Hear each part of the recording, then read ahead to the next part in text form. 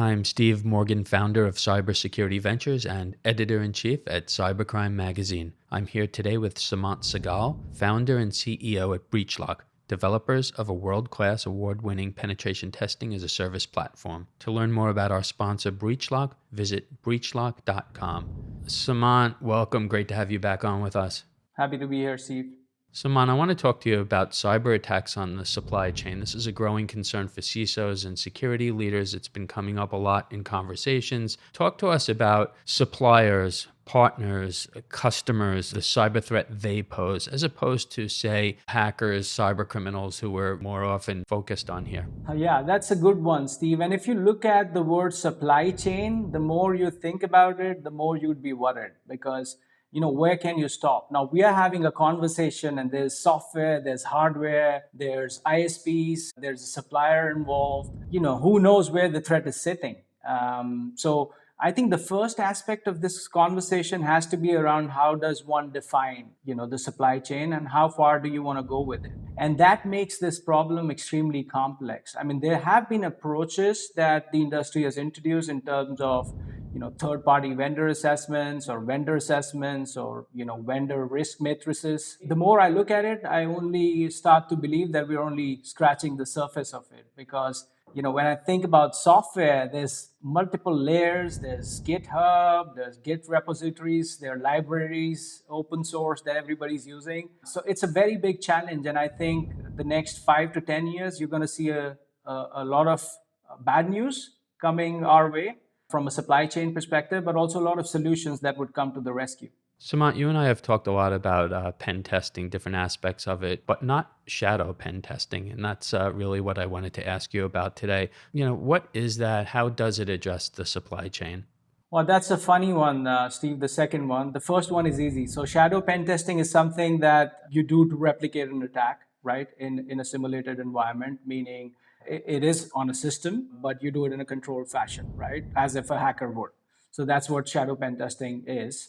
And it basically depends on how you would scope the assessment for the assessor, right? So that's where it ends. However, when you look at it from a supply chain perspective, I've got a funny anecdote that I can share with you. In a particular hack that we were involved with, it was on the whole organization was in scope, and the assignment was to, let's say, exfiltrate data out of the organization. And it so happened that we were encountering systems that belonged to the organizations and an HR system that did not, which happened to be from a very big brand name in the industry, Fortune 500, let's put it that way. And we ended up taking some data out that we were able to use to hack further in the process, right? The actual target. And it so happened that that particular vulnerability in this third-party system, part of the supply chain here, was almost like a 0 day for them. So, we were really proud and we sent it to the team there. And we were hoping to get some swag back, but we got the legal team reaching out to us and saying, hey, you violated the policy. Here's the terms and conditions, and you're not allowed to do these kind of activities. In the end, we were able to talk to the executives there and sort it out. So it meant no harm for both parties. But these are subtle things that you have to be careful about. We're extremely careful about it as an independent pen testing as a service player in the market. So whenever it's a third-party system, we always ask our client, hey, do you have a written authorization to test this? If it's Office 365 or anything else that they use. And if that's not the case, we just get our hands off it because it's not legally viable and advisable to trespass that thin line. Well, listening to you talk about that, Seemant, I think about maybe some mid-market companies where, maybe it's not a Fortune 500, but they're still companies of substance, and any smaller or mid-sized company where they don't necessarily have the same types of legal controls. They, often don't have in-house counsel. And perhaps they're not working with a company like yours. Now, most people in our industry are familiar with BreachLock, your reputation, but as you know, a lot of small or mid-sized companies sometimes might reach out, work with an independent, work with a less reputable company, and this is a really concerning area. Are there legal challenges that these companies should be thinking through? Absolutely, they have to.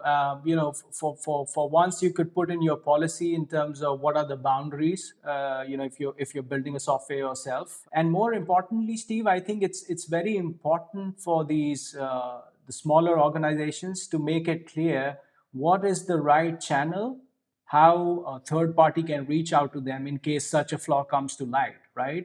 And more often than not, you would see that people miss on these little details, which can cause more harm than good. So it's very important for these small companies, the mid-sized companies, to think about all of these things and put them in their policy, and also communicate that with their customer care. So when the question pops up, you know where to find the answers. Samant, great insights as always. Look forward to having you back on with us shortly. Looking forward as well. Thanks for having me, Steve. I'm Steve Morgan, founder of Cybersecurity Ventures and editor-in-chief at Cybercrime Magazine. Joining us today was Seemant Sehgal, founder and CEO at BreachLock, developers of a world-class award-winning penetration testing as a service platform. To learn more about our sponsor BreachLock, visit breachlock.com. You can follow all of our media at cybercrimemagazine.com.